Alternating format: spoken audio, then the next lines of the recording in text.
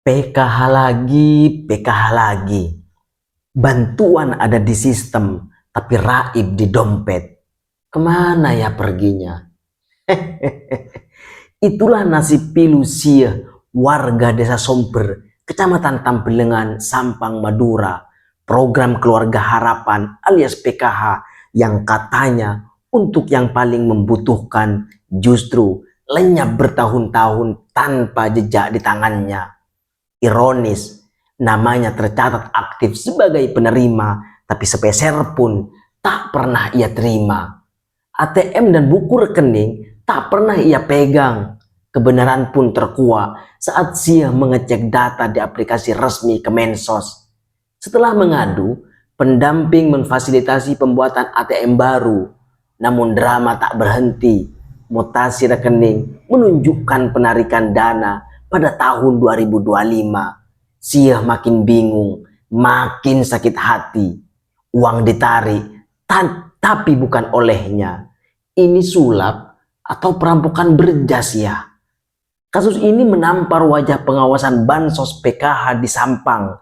Jika hak rakyat bisa dicairkan diam-diam, lalu siapa penjaganya? Saatnya Dinsos, Inspektorat, dan APH turun tangan, telusuri jejak, kembalikan hak. Warga lain, cek status PKH kalian sekarang, laporkan bila ada kejanggalan, karena diam berarti memberi ruang. Bagaimana menurut Anda? Salam intelektual. Tanda tangan ada, uangnya kemana ya? Itu pertanyaan yang kini bergaung di lorong-lorong KONI Sampang. Dugaan penggelapan dana tunjangan pengurus 2024-2025 mencuat bak peluit panjang, nyaring, memaksa semua menoleh. Sejumlah pengurus mengaku menerima tunjangan tidak utuh, bahkan nihil, tapi tetap diminta membubuhkan tanda tangan seolah dana sudah mendarat. Tahun 2024, janji 600.000 per bulan menyusut jadi serpihan. Tahun 2025, lebih pahit lagi, berhenti total sejak April. Aneh bin ajaib. Sebagian pengurus disebut menerima utuh, sebagian lain cuma dapat angin. Kalau ini lomba lari estafet, tongkatnya jelas nyasar. Alasan klasik pun keluar, PAK belum cair, Porprov masih menyisakan utang. Namun keluhan atlet dan cabur soal fasilitas dan konsumsi justru menambah aroma tak sedap. Transparansi tertinggal di garis start. Ketua KONI membantah, menyebut tak ada tunjangan, hanya uang monitoring.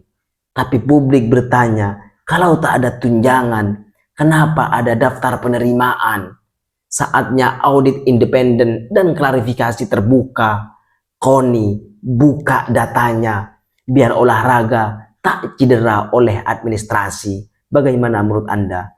Salam intelektual. Katanya bergizi, tapi yang datang malah bikin geleng kepala. Program makan bergizi gratis di Sampang kembali jadi bahan obrolan. Kali ini bukan karena prestasi, melainkan karena isi ompreng yang bikin alis naik. Foto menu beredar memperlihatkan mie instan sebagai bintang utama, ditemani tahu tempe, potongan mentimun seadanya, kuah plastik, dan buah yang ukurannya lebih cocok disebut hiasan. Ini makan bergizi atau sekedar pengganjal lapar ya? Diduga dikelola SPPG Pencer Telelah Camplong Sampang. Menu tersebut jauh dari bayangan gizi seimbang. Karbohidrat instan mendominasi, protein malu-malu, sayur minimalis, buah super irit. Padahal MBG digagas untuk memperbaiki asupan nutrisi anak dan kelompok rentan, bukan untuk mempopulerkan mie instan versi subsidi. Warga pun bertanya-tanya, di mana standar gizinya? Di mana pengawasannya? Jangan-jangan anggaran gemuk, porsi kurus. Program bagus bisa berubah jadi lelucon jika pelaksanaannya asal-asalan. Publik tidak menuntut mewah, hanya layak dan sehat. Evaluasi sekarang juga, transparansi dan perbaiki menu. Bagaimana menurut Anda? Salam intelektual. 2 orang diperiksa. Mafia tertawa ya. Begitulah kira-kira rasa getir publik saat Kasat Reskrim Polres Sumeneb memeriksa 2 petugas SPBU usai kasus solar bersubsidi viral. Langkah itu terdengar heroik, tapi baunya lebih mirip minyak wangi penutup busuk. Warga menilai pemeriksaan ini sekedar formalitas, hadir setelah ramai, diam ketika sunyi. Solar subsidi itu ibarat darah rakyat kecil. Tapi mengapa justru mengalir deras ke tangki-tangki yang tak berhak? Tak masuk akal jika praktek yang sudah lama dan terang-terangan hanya melibatkan 2 petugas. Di mana para pemain besar? Kemana aparat ketika antrean panjang berubah jadi ladang cuan? Publik bertanya lantang, apakah pemeriksaan ini akan merambat ke pengelola SPBU, pengusaha penampung, dan aktor di balik layar? Atau akan berhenti di 2 nama kecil agar badai segera reda? Tanpa keterbukaan hasil, kecurigaan akan tumbuh seperti rumput liar. Usut sampai ke akar, buka hasil pemeriksaan. Rakyat tak butuh sandiwara, kami butuh keadilan yang bekerja. Bagaimana menurut Anda? Salam intelektual. Di Sampang, orang miskin harus hampir mati dulu baru dilirik negara.